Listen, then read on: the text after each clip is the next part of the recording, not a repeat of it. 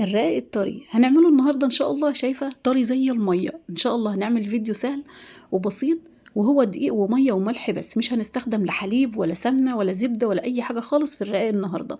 وهنسويه كمان على الصاج زي ما انتوا شايفين كده. ولو مش عندك الصاج برضه هقولك تستخدمي ايه. وما شاء الله اللهم بارك، هنطبق على بعضيهم بالأربع والخمس والست وحدات، يعني هيكون بسهولة خالص التسوية بتاعته. هنسمي الله ونصلي على الحبيب المصطفى وندخل على الفيديو بتاعنا. عندنا هنا ان شاء الله النهارده كده كيلو دقيق متعدد الاستخدام او دقيق فاخر من بتاع المحلات. هنشيل منه الطبق الصغنون اللي شلناه ده زي ما شفتوا كده. وعندي معلقه ملح، وعندي 3 كوبايات من الميه. الميه الفتره من الحنفيه خالص، بس دافيه زي دمعه العين كده في الشتاء، تمام. وفي الصيف ميه حنفيه خالص. هنحط 4 معالق زيت، ودول لو عايزه تحطيهم في الاول مفيش مشاكل، زي كده عايزه تحطيهم في الاخر تلمي بيهم العجينه زي ما بنعجن الفطير برضو مفيش اي مشاكل خالص، كله سهل وبسيط ان شاء الله. هنزل بكيلو الدقيق بتاعي اللي انا شلت منه حوالي كوبايه واحده او نص كوبايه دقيق، هفرد عليها وقت الفرد علشان ما تحتاجيش تجيبي تاني، تمام. هعجن العجينه بتاعتي اللي هي كيلو الدقيق. كيلو الدقيق هياخد ال3 مجات عندي ميه اللي انا حطيتهم. المج اللي انا حطيته ده المج المعياري العادي خالص، او مج الحليب اللي عندك، تمام، المتوفر عندك استخدمي. كيلو الدقيق عندي اخد ال3 كوبايات ميه، لكن في حاجه هنا العجينه بتاعتي جت متماسكه زياده شويه. فانا هعمل ايه بقى؟ اهي شايفه، تحس ان هي مش ملمومه ومش ناعمه، مفتوله كده معايا شويه. فهعمل ايه بقى؟ ابل ايدي من الميه او من بله زيت اللي انت ترتاحي له، او المتوفر برضه عندك، تمام كده. هحط بس كده بله في ايدي من الميه، والف بيها زي ما انتم شايفين كده، بحيث ان انا في الوقت ده بله الزيت او بله الميه هتلت لي العجينه، وفي الوقت نفسه هتديها نعومه وطراوه كده حلوه، وفي الوقت نفسه مش هتطريها قوي زياده عن اللزوم.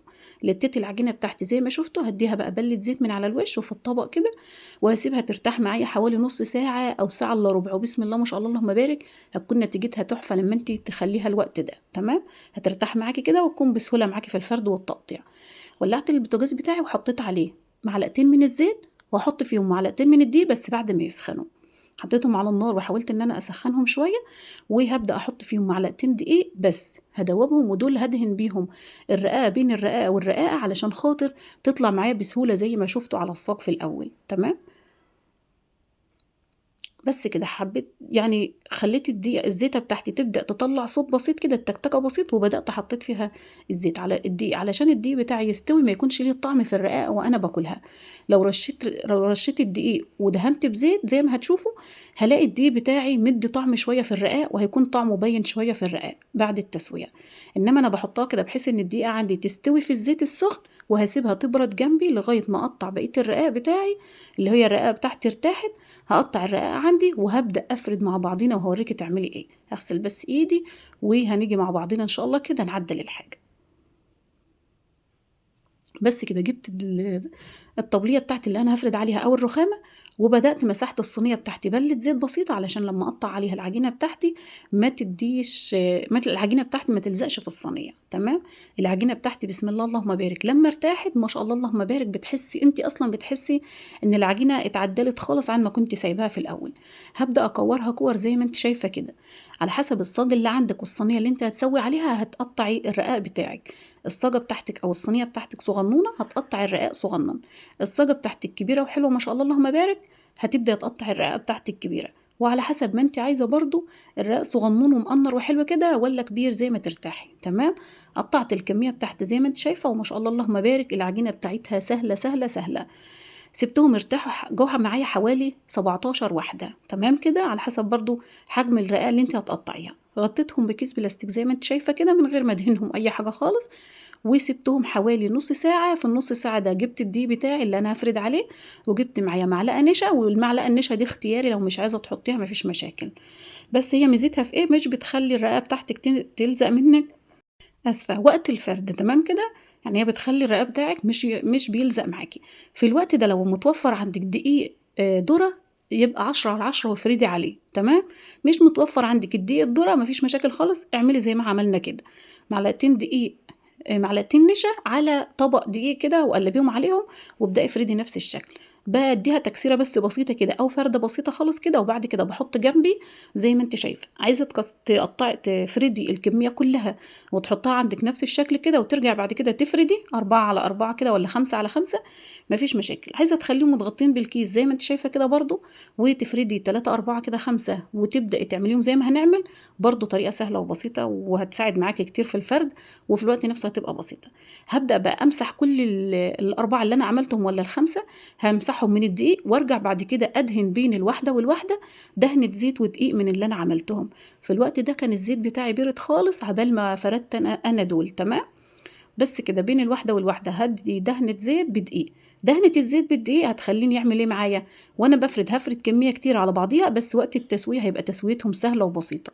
هديهم فرده بسيطه بايدي كده، ورش الدقيق فوق ورش الدقيق تحت، وابدا افرد بالنشابه عندي. تمام، وهوريكي مره تانية بعد دي احنا فردناه بايدينا، ما فردناش بالنشابه الا في الاخر خالص. تمام كده، هبدا افرد، وكل ما بفرد بقلب الرقتين عندي، علشان انا لو فردت كله على بعضيه مرة واحدة من غير ما أقلب هلاقي اللي تحت الرقاقة بتاعتها صغنونة واللي فوق الرقاقة بتاعتها واسعة وكبيرة. فهمتوني؟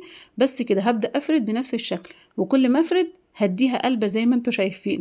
تمام، منورين يا حبايب قلب، ربنا يحفظكم. هكمل بنفس الشكل كده، كل ما أفرد كل ما هقلب الرقاقتين عندي لغاية ما أخليها كلها بنفس السمك كده، بحيث إن هي تكون رقاقة وجميلة وخفيفة على إيديا، وفي الوقت نفسه ما تتقطعش معايا وأنا بفرد. هي العجينة ما شاء الله اللهم بارك مش هتتقطع معاكي وهتطلع ممتازة وفوق الممتاز. حبيت اوريكي برضو جماعة تانيين اهم، هبدأ افردهم بنفس الشكل، هديهم تدويرة يعني حوالي مثلا القطر بتاعها 15 20، وهركن على كده، يعني هعملهم كلهم بنفس الشكل بحيث ان كلهم يبقوا حجم واحد ومقاس واحد، وهبدأ بعد كده اديهم الفردة الكبيرة على بعضهم. في الوقت ده بنعمل كمية على بعضها ليه بقى؟ بتخلي الرقاق معايا مش ينشف، ما يبقاش ناشف، بيكون الرقاق بتاعي ما شاء الله اللهم بارك انجزت في الوقت اللي انا فردت فيه، وفي الوقت نفسه ما اخدوش وقت معايا وكمان ما نشفوش مني، لان انا كل ما بفرد واحده بواحده هضطر ان انا احط على وشها دقيق وتحت دقيق، فهتنشف معايا وهتاخد مني كميه دقيق كتيره. في الوقت ده هتنشف معايا واجي اسويها الاقيها ناشفه، ما هلاقيهاش طريه زي ما شفتي معانا كده في الفيديو في الاول. وكمان مرحلة تانية ان انا هتساعد معاكي في التسوية، يعني مش هتاخد معاكي وقت كتير خالص في التسوية، يعني ما خدوش معانا عمايلهم كلها يعتبر ساعة، يعني عبال ما ارتاحوا وفردتي وقطعتي والكلام ده كله ما خدوش معانا ساعة. نفس الشكل عملت برضو 4 تانيين، وهبدأ أدهنهم بنفس الشكل كده بدهنة الزيت زي ما قلتلك، بتخلي الرقاق تطلع معايا وقت التسوية سهل. لو ما عنديش الصاج اي صينيه عندك ألمونيا، وهتحطيها على البوتاجاز على نار هاديه، وهتمسحيها مسحه زيت، وهقولك برضو الكلام ده وقت التسويه علشان ما يتحرقش منك الرقاق، وفي الوقت نفسه يستوي معاكي سهل. هنا زي ما انت شايفاه بين كل رقاقه ورقاقه دهنت من الزيت ومعلقتين الدقيق اللي انا عاملاهم على بعضهم، بس فوق وتحت بيكون دقيق. ببدأ أفرد نفس الشكل، بدي برضو فردة بالنشابة، فردة أولى من فوق وأقلب، وفردة تانية برضو من فوق وأقلب ومن تحت، لغاية ما بتبدأ توسعي معايا. خلاص على كده بكمل بنفس الشكل، يعني قد الفردة بسيطة وأقلب. وطبعا دهنة الزيت أو مسحة الدقيق قصدي معايا دي ما بنساهاش. تمام، بكمل بنفس الشكل لغاية ما شاء الله اللهم بارك، ما اكبر برضو أو أوسعها بنفس الطريقة ما عملنا الأولى. في الوقت ده لو انت مثلا على الرخامه والبوتاجاز جنبك وهتسوي مع كله مع بعضيه مفيش مشاكل، الاربعه اللي انت هتعمليهم سويهم، ما تستنيش لما تعملي غيرهم. احنا هنا عندنا طبعا لان انا هولع شعله وايديا طبعا هتصمد او هتتوسخ او حاجات من دي، فانا عملت كل الكميه الاول ورجعت بعد كده سويت، وبرده ما شاء الله اللهم بارك ما لزقوش مني وكانوا جمال. وهوريكي برده في اخر الفيديو الطريقه في التسويه من الاول للاخر. نفس الشكل كملت زي ما انت شايفه كده لغايه ما فردت بقيه الكميه دي برضو، وهعمل دول بقى مع بعضيهم وهجيلك وقت التسويه مع بعضيهم. اهم حاجه ان انا بعد ما بفردها كده ببدا اديها نفضتين كده من الدقيق علشان ما بيكونش عليها دقيق، علشان برضو اول رقاقه واخر رقاقه ما يكونوش برضو ناشفين. ما شاء الله اللهم بارك، وسعت معانا وراحت زي العسل اهي. اديها بس نفضه كده من الدقيق بحيث ان ما يكونش عليها دقيق، وانا كده جنبي في الارض حته فوطه وبحط عليها وبغطيها، وبين كل 4 و4 بحط عليهم يا كيس بلاستيك يا اما فوطه. تمام كده، ليه بعمل كده؟ علشان خاطر ما ينشفوش معايا وفي الوقت نفسه ما يلزقوش في بعضيهم. خدتي بالك؟ اللي انا بفردهم بقى مش دول، يعني اللي انا بفردهم كل 4 مع بعضهم ولا 5 بحط بينهم وبين التانية فوطه، يعني فردة من الفوطة يا إما بحط عليهم بينهم وبين بعضهم فردة من الكيس البلاستيك. بس كده. هنا برضو دول كانوا ما شاء الله اللهم بارك حوالي 10، وعملت التانيين مع بعضيهم 4 و4، ودول 9، عملت منهم 4 مثلا مع بعض و5 مع بعض. تمام. برضو دهنت زيت زي ما انت شايفة كده، وانا هفردهم مع بعضيهم وهنيجي بقى نسوي على طول مع بعضنا. بس بوريكي ما تنسيش المرحلة دي، ووقت انك انت تدهنيهم زيت لازم تدهني كل رقاقة كويس قوي. لو حتة عجينة فيها مش مدهونة زيت او دقيق، زيت ودقيق، هتلزق معاكي في بعضيها وانت بتفردي. تمام. دول بقى حاولت ان انا افردهم قدامك من غير نشابة، علشان لو مش متوفرة عندك النشابة. اهي بفرد برضو بنفس الشكل واقلب، بفرد واقلب. زمان احنا كنا بنعمل كده، بس ما كناش بنعمل بطريقة الزيت والدقيق، كنا بنعمل بدقيق ذرة. وبرضو عندنا ما شاء الله حماتي وامي ربنا يبارك فيهم كانوا بيعملوا بنفس الشكل. بس ده طبعا كانوا بقى بيعملوا الرقاق كبير ويفردوا على دقيق ذرة، وبين كل رقاقة ورقاقة بيحطوا رشة دقيق ذرة، وبيفردوا بنفس الشكل. وكل شوية يبدلوا اللي فوق تحت واللي تحت فوق، لغاية ما بيفردوها خالص كبيرة بنفس الشكل اللي انتوا شايفينه ده. ما كانش فيه نشابات زمان مثلا، او هم ما كانوش بيستخدموها، فكانوا بيفردوا بايدهم زي ما انت شفتي كده. الوقت بقى ما شاء الله النشابات بقى كتيرة، وطبعا المردنة اللي هي دي او الفرادة زي ما بتسموها بتساعد معانا طبعا كتير في الفرد. هم ربنا يحفظهم ويبارك فيهم يا رب، اللهم امين. هكمل بنفس الشكل ده كده دول والتانيين برضو. جبتلك مرحلة كتيرة في الفرد بحيث انك ما تنسيش دهنة الزيت. لازم الرقاقة تكون مدهونة كويس بينها وبين اختها. الفرد عندك حاولي تفرديهم كلهم يبقى ميزة واحدة او كلهم وسع واحد، ما تكونش واحدة فيهم ضيقة وواحدة واسعة، علشان وقت التسوية ما يكونوش محرفين منك وما يكونوش بايظين. تمام كده. خلاص كده معلش طولت عليكي في المرحلة دي، بس علشان اقولك كل المعلومات. خلاص كده خلصناهم ما شاء الله اللهم بارك. وتعالي بقى نسوي. ولعت البوتاجاز عندي او الشعلة حسب ما انت هتستخدمي. انا حبيت اعمله لكم على الصاج النهارده. دي الصاج بتاعي مسحاه كويس ودعكاه كويس بصابونه وسلكه كويس، وبعد كده جبته على النار سخن وبليت حته قماشه بزيت ومسحته بيها نفس الشكل كده. لو انا ما عنديش الصاج، اي صينيه ألمونيا عندك هتعملي عليها. وزي ما قلت لك في الاول، لو الصينيه بتاعتك صغيره هتقطعي القطعه بتاعت الرقاقه صغيره. الصينيه عندك كبيره وواسعه، قطعي براحتك ووسعي براحتك. تمام. الصاجة عندي طبعا كانت سخنت من الوص زيادة عن اللزوم، فحطيت الرقاق عندي على الجوانب زي ما انت شايفة. الصينية بتاعتك لو سخنة هدي النار خالص. تمام ما شاء الله اللهم بارك. كنا سوينا أول رق منهم، وجبت لك الرق التاني هوريكي برضو التسوية علشان تسوي صح. ما شاء الله اللهم بارك. هو بيخلع مع بعضيه، دهنة الزيت والدقيق بتخليه يخلع مع بعضيه، ما بيحتاجش تعب منك ولا مجهود ولا أي حاجة خالص. بس شغلانتك كلها في وقت التسوية بتديها تقليبة. هي ما بتبقاش سخنة، تبقى دافية بس بسيط، لأن احنا مهديين النار. يعني أنا عليت النار في الأول، سخنت الصينية بتاعتي أو الصاج، وبعد كده هديت النار على المتوسط، على حسب النار عندك في الفرن. طبعا لو هادية بتخليها أقل من على المتوسط، ولو النار عالية عندك بتخليها أقل من المتوسط. تمام. وببدأ أديها تقلبتين الأول، 3 4 5 6 كده، وبعد كده ببدأ هي بتخلع مع وحديها خالص. أول ما لقيتي حرف منها، وأول ما بتبدأ بأول حرف، هي ما شاء الله اللهم بارك الرقاقة بتخلع معاكي على طول من أختها على طول.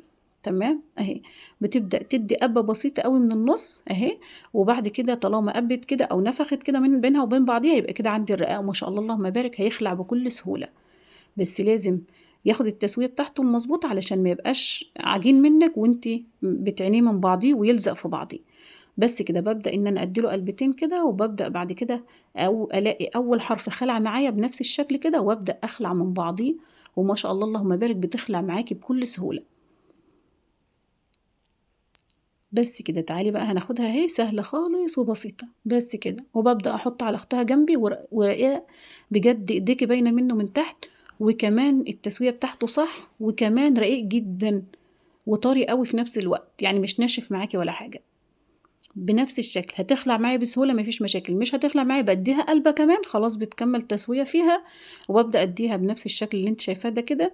وما شاء الله اللهم بارك تسويته سهلة خالص وبسيطة على الصاج او على الصينية، مش هياخد معاكي وقت. عايزة تسويه في الفرن، بس طبعا في الفرن بيحتاج تفردي كل واحدة لوحدها، علشان لما تدخليها الفرن مش هتقعدي تطلعيها وتكون سخنة عليكي. انما على الصاج ولا على الصينية هيكون سهل. اهو بتخلعيها ما شاء الله اللهم بارك، على ما بدأت لقيتي حرف منها خلاص على كده نفس الشكل، وبتكملي كده بنفس الطريقة لغاية ما تخلصيهم. وبسم الله اللهم بارك، طريقته ناجحة وممتازة وفوق الممتاز كمان. تمام كده. تمام كده.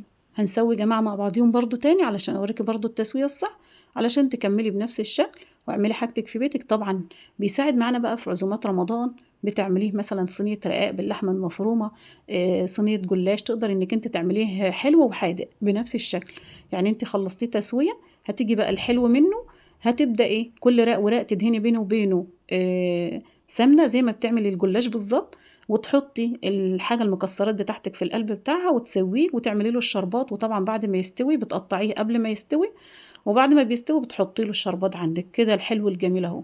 طيب الحادق بتعمليه بنفس الشكل، وتعملي له تعصيجه اللحمه، وبين كل رقاقه ورقاقه برضو دهنه سمنه، وبتبدأ تحط التعصيجة في النص، وتقطعي برضو بعد ما تحطي الرق التاني اللي فوق على الوش، وبتبدأ تقطعيه برضو، تقطعيه زي ما انت عايزة، مربع مثلثات زي ما انت عايزة، وتحطيه يستوي طبعا بكوباية لبن. بتحط عليه كوباية مرقة او كوباية لبن وبتحطيه يستوي برضو زي الجلاش اللي باللحمة بالظبط. تمام. وانت كده كيلو دقيق عندك ما شاء الله، عملتي كمية جميلة اللهم بارك، حلوين قوي. تعالي بقى كده بعد ما سوينا وخلصنا، ودي كانت الكمية بتاعتنا، بسم الله اللهم بارك. طبعا بتحطي كيس تحتيهم وتغطيهم بفوطة علشان يفضلوا طري معاكي وحلوين. اللي مستوية منهم عايزة تنشفيها وتعمليها رقاق ناشف، هو بيبقى نفس الشكل، بتديله تقليبة واتنين وتلاتة، وبتفردي كل واحدة لوحديها لو رقاق ناشف، وبتبدأي تسويهم. ما شاء الله اللهم بارك، الرقاق عندي طري وناجح وما شاء الله ممتاز، بيستاهل منك لايك حلو، طبعا دعم منك ليا، والف شكر ليكم لوقفتكم معايا، ربنا يكبر خاطركم. وشايفه الرقاق عندي بسم الله اللهم بارك، احلى من الجاهز بكتير، تعمليه عندك في البيت بيكون جميل وحلو قوي. يلا حبايبي، الفيديو طبعا النهارده ان شاء الله كان خفيف كده عليكم، معلش لو طولت عليكم في اي حاجه، بس حابه ان انا اقول لكم كل المعلومات اللي عندي. يلا حبايبي، اشوفكم على خير ان شاء الله كده، وكل عام وانتم بخير.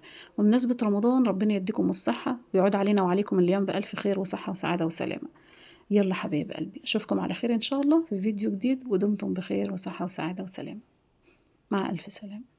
حطيهم بقى في كيس كده في التلاجة من تحت، كلي منهم، او في الفريزر لو كمية كبيرة خزنيها، ويعمليهم بدري قبل رمضان، ويكون سهل عليكي في رمضان تطلعي بس كده وقت الحاجة وتعملي حاجتك وتسويها على طول بسهولة. يلا حبايبي، مع الف سلامة.